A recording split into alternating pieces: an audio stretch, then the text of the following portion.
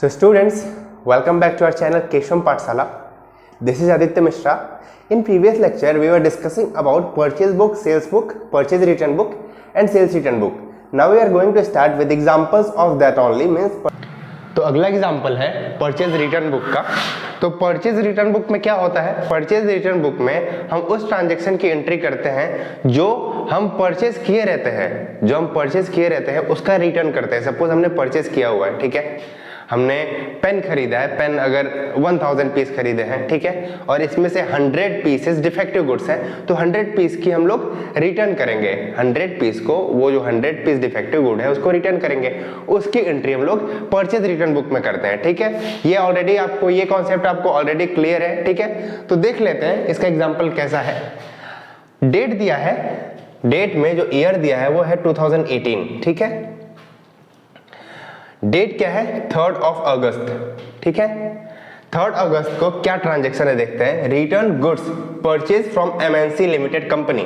Goods वे return हुए हैं जो एमएनसी लिमिटेड कंपनी से खरीदे गए हैं, ठीक है। इनका डेबिट नोट नंबर है 24, ठीक है। Two TV at the rate 50,000 per piece. कह रहा है कि जो एमएनसी लिमिटेड से जो टीवी खरीदे गए थे, 2 पीसेस ऑफ टीवी खरीदे गए थे और एक का कॉस्ट था 50,000 रुपीज, ठीक है। 17 अगस्त को क्या ट्रांजैक्शन है देख लेते हैं। Goods return purchase from Daya limited. Debit note number है 26, मतलब गुड्स रिटर्न किए गए हैं जो दया लिमिटेड से खरीदे गए थे। डेबिट नोट नंबर है 26। क्या रिटर्न किए गए हैं? 10 DVD players. 10 DVD players return किए गए हैं जिनमें एक का कॉस्ट है 2500 रुपीज, ठीक है। और इसमें हमें ट्रेड डिस्काउंट भी मिला था 20% का, ठीक है। अब 2500 अगर पर पीस है तो 10 डीवीडी प्लेयर्स हैं तो कितना आएगा? 25,000 आएगा, ठीक है। तो अगर 25,000 अगर आ रहा है और उस पर हमें 20% का डिस्काउंट मिला है तो 25,000 का 20% कितना होगा? देख लेते हैं, निकाल लेते हैं। इनटू 20%, 250 इंटू 2 कितना होगा?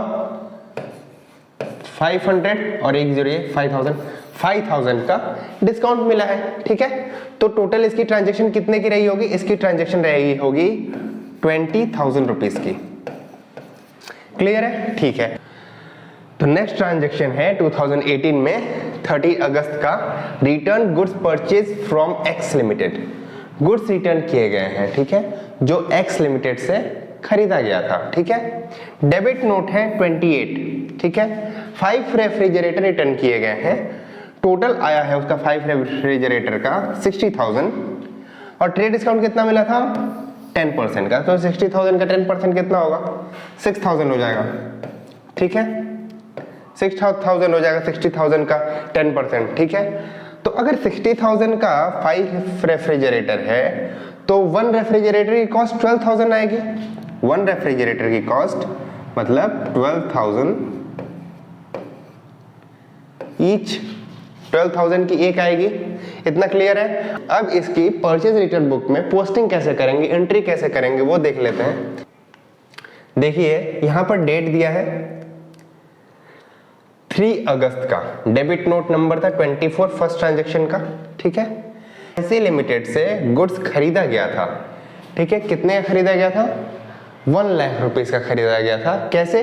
50,000 की एक टीवी थी तो 2 टीवी का हो जाएगा 1 लाख रुपीस। तो देखिए 2 TV at the rate 50,000 rupees पर पीस, मतलब एक पीस का 50,000 रुपीस, सो 2 पीस का 1 लाख रुपीस। इतना क्लियर है? ठीक है।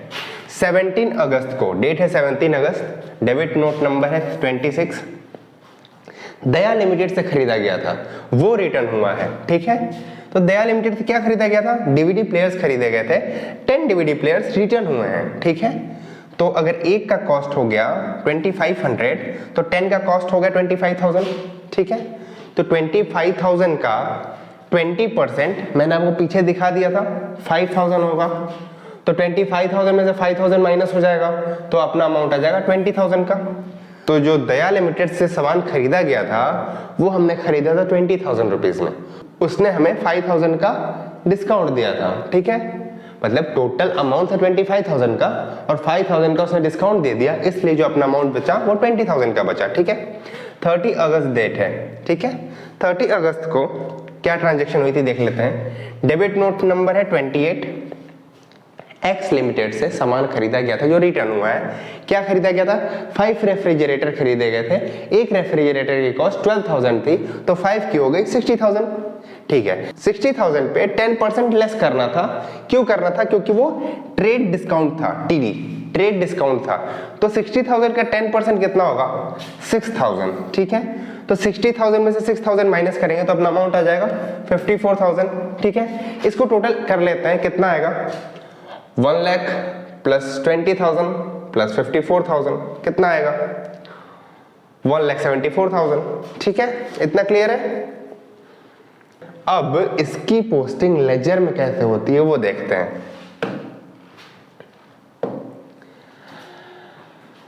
एमएनसी लिमिटेड का पहले अकाउंट खोलेंगे। कौन सा अकाउंट? लेजर अकाउंट खोलेंगे। ठीक है, एमएनसी लिमिटेड का।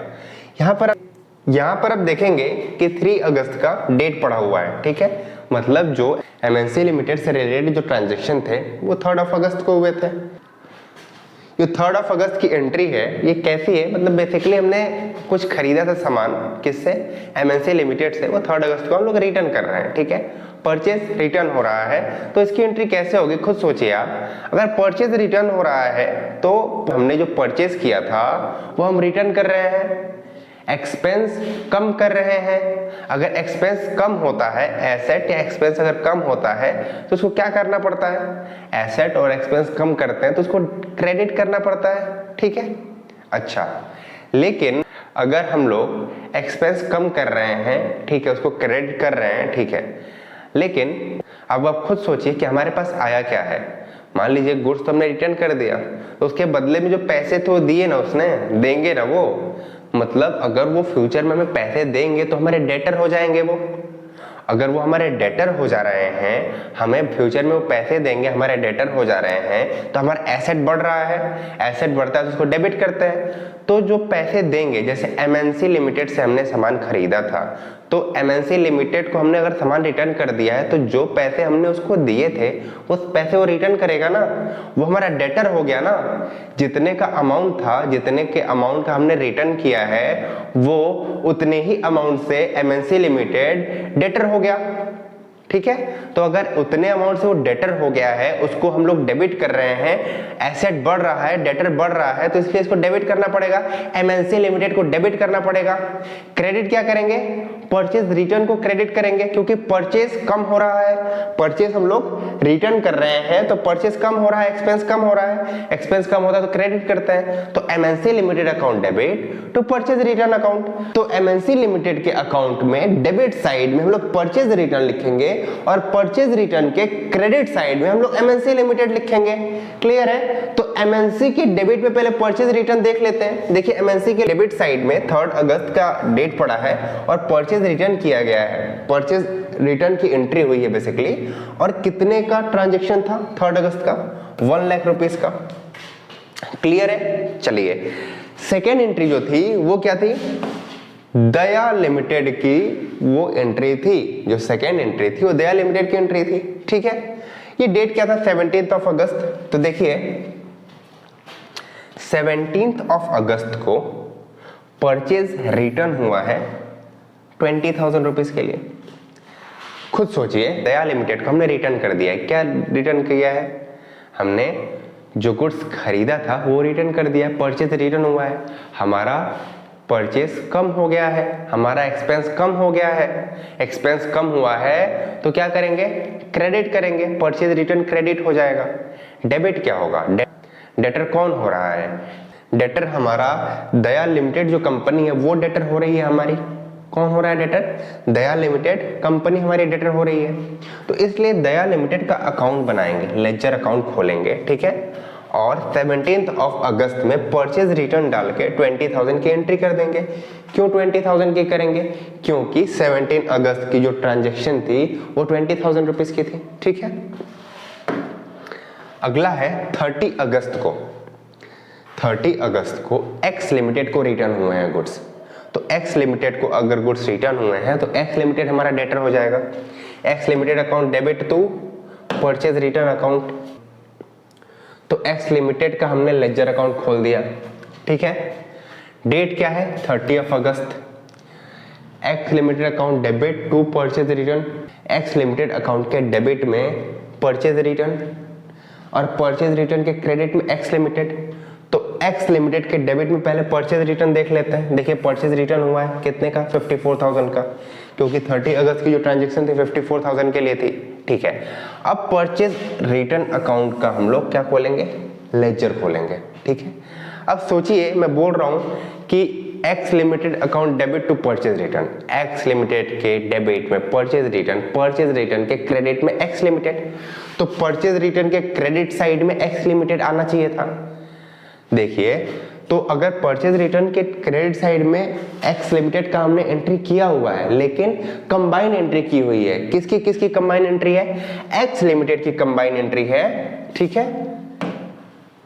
दया लिमिटेड की भी कंबाइन एंट्री है और एमएनसी लिमिटेड की, एमएनसी लिमिटेड, दया लिमिटेड और एक्स लिमिटेड तीनों के कंबाइन एंट्री किस में कर दिया हमने, क्रेडिट साइड में कर दिया है। किसके क्रेडिट साइड में, परचेज रिटर्न के क्रेडिट साइड में कर दिया गया है। क्यों किया गया है, क्योंकि मैंने बताया था X limited account debit to purchase return, मतलब एक्स लिमिटेड अकाउंट के डेबिट में परचेज रिटर्न के क्रेडिट में एक्स लिमिटेड, तो परचेज रिटर्न के क्रेडिट में एक्स लिमिटेड हुआ है।